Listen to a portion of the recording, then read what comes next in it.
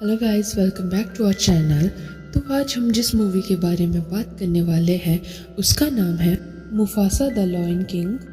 तो कहानी की शुरुआत होती है गौरव और भूमि से, और मुफासा के बाद सिम्बा अब इस राज्य का राजा होता है। और हमें दिखाया जाता है कि सिम्बा की भी अब एक बेटी हो चुकी है जिसका नाम होता है कियारा। सिम्बा अपनी बेटी के साथ खुशी से खेल रहा होता है, तभी सिम्बा को महसूस होता है कि नाला कहीं फंस चुकी है। इसके बाद वो कियारा को गुफा में ले जाता है और कहता है कि नाला को शाम तक ले आएगा। सिम्बा की बात को सुनकर कियारा डर तो जाती है, और सिम्बा उससे कहता है कि उसका ख्याल रखने के लिए यहाँ पर टिमोन और पूमा है। इसके बाद धीरे धीरे रात होने लगती है और बारिश भी शुरू हो जाती है। कियारा ने पहली बार पानी को बरसते देखा था, जिससे वो डर जाती है। उसके बाद वह गुफा में चली जाती है। उतने में वहाँ रफ़ीकी आ जाता है, जिसको देखकर कियारा खुश हो जाती है, क्योंकि कियारा रफ़ीकी को बहुत पसंद करती है और रफ़ीकी कियारा को अपनी पोती मानता है। इसके बाद कियारा रफ़ीकी को कहती है कि उसे पानी से डर लगता है। रफ़ीकी कहता है कि उसके अंदर जिन शेरों का खून है वो भी पानी से डरते थे, लेकिन उन्होंने अपने डर को जीता है। जिसके बाद वह बहुत बहादुर शेर बने। कियारा कहती है कि वो अपने बाबा और दादा की तरह कभी नहीं बन सकती। वह उसे एक शेर के बच्चे की कहानी सुनाता है, जो होती है मुफासा की। इसके बाद हमें दिखाया जाता है अहादी और अरु नाम के दो शेर और शेरनी होते हैं, जो एक बच्चे को जन्म देते हैं जिसका नाम मुफासा होता है। वो जिस जगह पर रहते हैं वो जमीन पूरी बंजर थी, लेकिन मुफासा को माता पिता एक ऐसे जंगल की कहानी सुनाते हैं जिसे जानवरों का स्वर्ग कहा जाता है, जिसका नाम होता है मिलेल। एक दिन जब मुफासा अपने माँ बाबा के साथ खेल रहा होता है, तभी उसके ऊपर पानी की एक बूंद गिरती है और वहाँ पर बारिश होने लगती है। सभी जानवर बहुत खुश होते हैं और मुफासा खेलते खेलते एक नहर में पहुँच जाता है, और फिर बहुत जोरों से बारिश होती है। उस नहर में पानी बढ़ने लगता है। अचानक ही मुफासा पानी के साथ आगे बढ़ने लगता है। देखते ही देखते वहाँ बाढ़ आ जाती है और अहादी मुफासा को बचाने के लिए पानी में कूदता है, लेकिन पानी का बहाव बहुत तेज होता है, जिससे वो मुफासा को नहीं बचा पाता। इसके बाद दिखाया जाता है मुफासा दूसरे शेरों के राज्य में पहुंच जाता है। जब मुफासा की आँख खुलती है तो वह लकड़ी के सहारे नहर में तैर रहा होता है। तभी उसे जमीन पर एक शेर का बच्चा दिखता है। उसके बाद वो दोनों बात करने लगते हैं, जिस पर वो शेर अपना नाम टाका बताता है और कहता है कि जल्दी से पानी से बाहर निकल कर आ जाए, क्योंकि इस पानी में मगरमच्छ रहते हैं। मुफासा पूरी ताकत लगा कर तैरने लगता है। तभी दो छोटे मगरमच्छ के बच्चे उसका पीछा करने लगते हैं। जैसे ही वो किनारे पर पहुंचता है, तभी टाका उसे बाहर निकाल लेता है। इसके बाद टाका की माँ उसे ढूंढते हुए वहां आ जाती है, जिसका नाम ऐशा होता है। वो टाका को डांटने लगती है, उसे अकेले इतनी दूर नहीं आना चाहिए। वो इस जंगल के राजा का बेटा है और उसकी जान बहुत कीमती है। लेकिन टाका कहता है कि उसने एक शेर के बच्चे की जान बचाई है।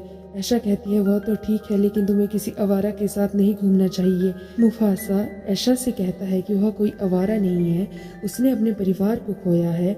ऐसा सुनकर ऐशा को बहुत दुख होता है और उसे मुफासा पर तरस आ जाता है, और वह उसे अपने पति यानी कि इस राज्य के राजा के पास ले जाती है, जिसका नाम उबासी होता है। उबासी मुफासा को देखते ही ईशा पर गुस्सा करने लगता है। उससे किसी अनजान बच्चे को यहाँ नहीं लाना चाहिए था, लेकिन ऐशा कहती है कि मुफासा अपने परिवार से बिछड़ गया है और ऐशा उसे अपने साथ रखना चाहती है। इस पर उबासी कहता है तो ठीक है, टाका और मुफासा की एक रेस करवाते हैं। अगर मुफासा जीत गया तो उसे इस राज्य में वह जगह दे देगा। और टाका और मुफासा रेस लगाते हैं। मुफासा पहले से ही थका हुआ था, तो टाका से रेस में पिछड़ जाता है, लेकिन टाका उसे जीतने देना चाहता था, क्योंकि उसे मुफासा बहुत ज़्यादा पसंद था और उसे एक दोस्त की ज़रूरत थी। जब यह रेस खत्म होती है तो उबासी टाका से थोड़ा दुखी था। इसके बाद वह मुफासा को साथ रखने के लिए मान जाता है, और वह कहता है कि मुफासा केवल फीमेल शेरनियों के साथ रहेगा। इसके बाद टाका और मुफासा की दोस्ती और भी गहरी हो जाती है। ऐशा भी मुफासा को बेटा मानने लग जाती है और उसको शिकार के तौर तरीके भी सिखाती थी। दूसरी तरफ उबासी एक आलसी शेर था, जो कि ज़्यादातर सोया रहता था, जो टाका को कुछ ज़्यादा नहीं सिखाना चाहता था। टाका और मुफासा दोनों एक दूसरे के साथ खेलते हुए बड़े होते हैं। मुफासा सभी शेरों में बहुत अलग था, उसके सेंसेस बहुत ही ज़्यादा अलर्ट और तेज थे। ऐसे ही एक दिन जब ऐशा मुफासा को शिकार पर ले जाती है, तो वहाँ पर बहुत सारे शेर जो सफ़ेद रंग के होते हैं, ये देखने में बड़े और बहुत खूंखार होते हैं। उन्हें देखकर ईशा मुफासा को छुपने के लिए कहती है, जिससे वो झाड़ियों में छुप जाते हैं। टाका भी यह सब दूर से देख रहा था।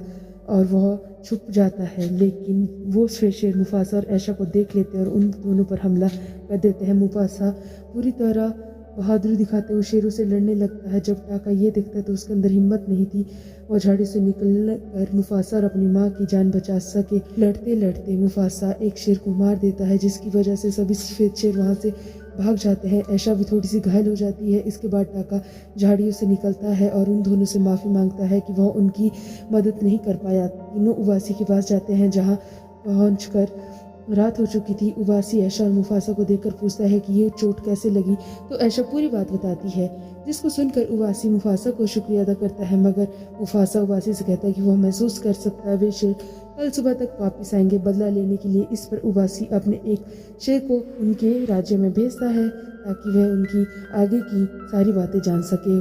और जो शेर दिन में भाग गए थे वे अपनी सारी बातें अपने राज्य के राजा किरोस को बता देते हैं। उनकी बातों से पता चलता है जिस शेर को मुफासा ने मारा था वो किरोस का ही बेटा होता है, और अब किरोस बहुत गुस्से में था। उसे उसके बेटे का बदला जो लेना था, इसलिए वो फैसला लेता है कि मुफासा जिसने उसके बेटे को मारा और साथ ही उबासी के वारिस यानी कि टाका को भी मारेगा, तभी जाकर उसका बदला पूरा होगा।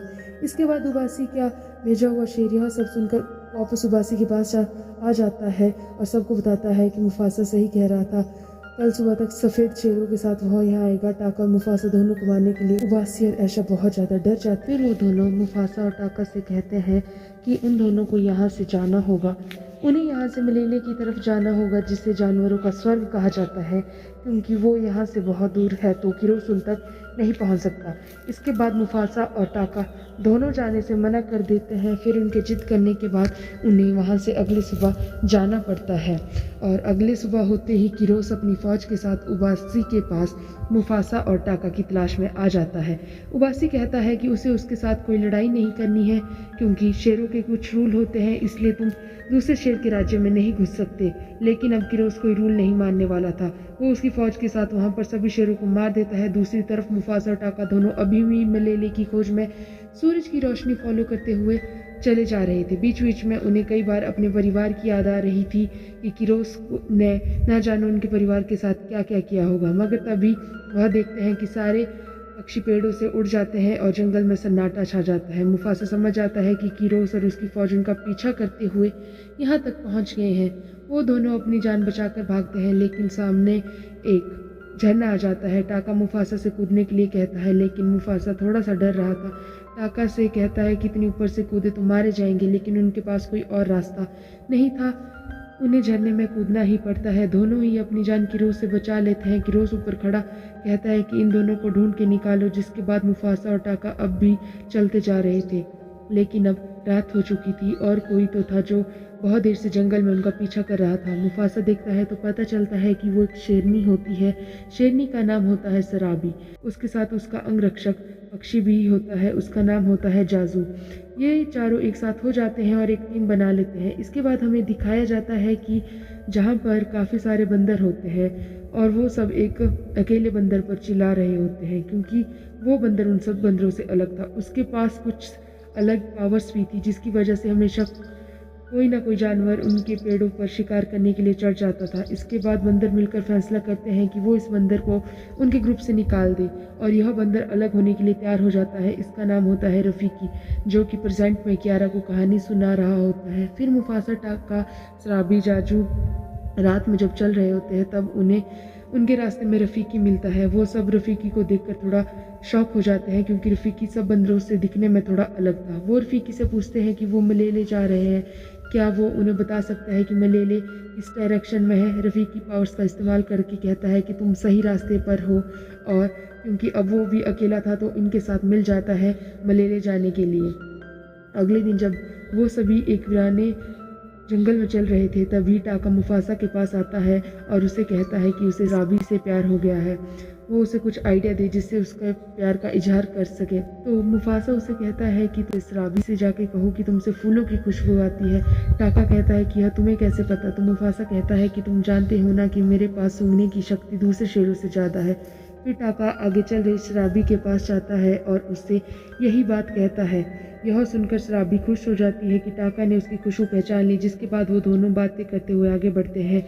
इसके बाद वो दोनों देखते हैं कि किरोस और उसकी फ़ौज पीछा करते हुए वहाँ पर आ गए हैं और वो सभी घिर चुके हैं। तभी रफ़ीकी देखता है कि उनके बीच हाथियों का झुंड जा रहा था। अगर वो किसी तरह उन हाथियों को ध्यान भटका दे तो वो इधर उधर भागने लगेंगे, तो वे लोग बच सकते हैं। फिर उसने एक मधुमक्खी का छत्ता दिखता है, उसे एक आइडिया आता है, उस छत्ते को तोड़ देता है, जिसके बाद सारे हाथी इधर उधर भागने लगते हैं। किरोस और उसकी फौज मुफासा तक नहीं पहुंच पाती, लेकिन इस भगदड़ में एक हाथी शराबी से टकरा जाती है, जिससे वो बेहोश हो जाती है। मुफासा, टाका, जजू, रफ़ीकी तो छुप जाते हैं, मगर जब वो शराबी को देखते हैं तो मुफासा ही शराबी को हाथियों के झुंड से निकाल कर बचा लाता है। उसकी आंखें खुलती है तो वो पूछती है कि उसे किसने बचाया, तो मुफासा कहता है कि उसे टाका ने बचाया है, क्योंकि वह जानता था कि टाका शराबी से प्यार करता है और शायद यही जानकर शराबी भी टाका से प्यार करने लगी। टाका थोड़ा सा शॉक हो जाता है और खुश भी, क्योंकि मुफासा ने उसका नाम लिया। शराबी टाका का शुक्रिया अदा करती है और फिर से वो सब लोग मलेले की ओर बढ़ने लगते हैं। अगली सुबह होते होते यह सब बर्फीले पहाड़ों के सामने पहुंच जाते हैं और रफ़ीकी उसकी पावर्स का यूज करके कहता है कि इन्हीं पहाड़ों के पीछे है मलेले। जिसके बाद वो सब पहाड़ से होते हुए मलेले की तरफ जाने लगते हैं। अब यहाँ तक किरोस भी अपनी फ़ौज के साथ पहुंच चुका था और वो भी मुफासा का पीछा करते हुए बर्फीले पहाड़ों में घुस जाता है। मुफासा समझ चुका था कि किरोस बर्फ में उन सबके पंजों का निशान फॉलो करते हुए आ रहा है, इसलिए वो जाजू को कहता है कि वह ऊपर वाले पहाड़ से बर्फ नीचे गिरा दे, जिससे वह उनके पैरों के निशान को ना देख पाए, और जाजू ऐसा ही करता है। अब मुफासा का ये प्लान काम कर जाता है। अब एक रात जब मुफासा और शराबी पहाड़ों में अकेले होते हैं, तब शराबी उस दिन के बारे में कुछ याद आता है और वह कहती है कि उसे बचाने वाला टाका नहीं था, मुफासा था। मुफासा भी इस बात को मान लेता है। इसके बाद शराबी और मुफासा एक दूसरे के लिए अपने प्यार का इजहार करते हैं। तभी टाका दूर से यह सब देख रहा था और उसे यह देखकर बहुत गुस्सा आता है। जब वह देखता है कि मुफासा ने उसका प्यार उससे छीन लिया है, तो वह फैसला करता है कि वह अब मुफासा को धोखा देगा। उसी रात किरोस को उन बर्फीले पहाड़ों में ढूंढने के लिए निकल जाता है, और जब किरोस उसे मिलता है तो वह उससे कहता है कि वह उसकी फ़ौज में शामिल होना चाहता है, क्योंकि वो भी मुफासा को मारना चाहता है। किरोस उसे एक्सेप्ट कर लेता है और उससे कहता है कि अगले दिन जब तुम लोग जहाँ भी जाओ वहाँ पर पैरों के निशान छोड़ दे। इसके बाद टाका ऐसा ही करता है। जब टाका सुबह मुफासा के पास जाता है तो मुफासा उससे पूछता है कि वो रात भर कहाँ था, तो वो कहता है कि वह शिकार की तलाश में गया था, लेकिन उसे कुछ नहीं मिला।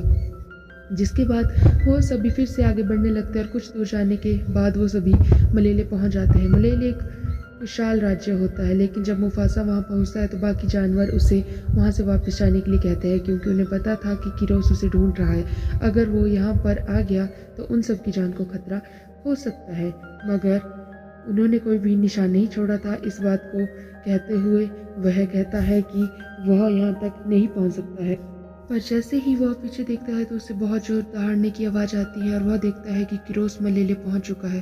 मुफासा को विश्वास नहीं होता, मगर तभी किरोस बोलता है कि वो यहाँ पर टाका की वजह से आया है, क्योंकि उसने हर जगह अपने पंजे के निशान छोड़ दिए थे। मुफासा को यकीन नहीं हुआ कि टाका उसे धोखा दे सकता है। इसके बाद किरोस और मुफासा की लड़ाई होने लगती है। बाकी जानवर किरोस की फौज से लड़ने लगते हैं।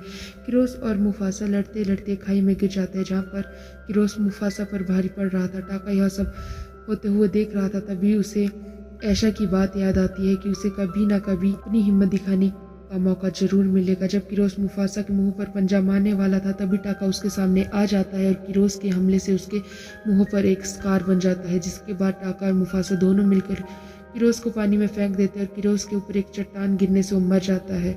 फिर मुफासा मलेले का राजा बन जाते हैं। जिसके बाद मुफासा को मलेले में उसकी माँ भी मिलती है, जो कि उसे बच्चे से अब बड़े के रूप में देख पा रही थी। सारे जानवर मुफासा से कहते हैं कि वो टाका को मलेले से निकाल दे, लेकिन मुफासा कहता है कि जब तक वो मलेले का राजा है, टाका उसके साथ ही उसके राज्य में रहेगा। और वह यह भी कहता है कि आज के बाद वह कभी भी टाका का नाम उसके मुंह पर नहीं लेगा। जिसके बाद टाका खुद ही कह देता है कि आज से उसका नाम स्कार होगा। कियारा को यह कहानी सुनाते सुनाते अब सुबह हो चुकी थी, जिसके बाद अब कियारा हिम्मत आ गई थी। अब वह पानी से नहीं डरती है और देखती है कि सिम्बा और नाला वापस आ रहे हैं, लेकिन वो अकेले नहीं है, उनके साथ अब उनका न्यू बॉर्न बेटा भी होता है। और इसी के साथ मुफासा द लायन किंग की स्टोरी एंड होती है। और अगर आपको हमारी वीडियो पसंद आई हो तो इसे लाइक करें, चैनल को सब्सक्राइब करें और मिलते हैं आपको जल्दी एक नई वीडियो के साथ।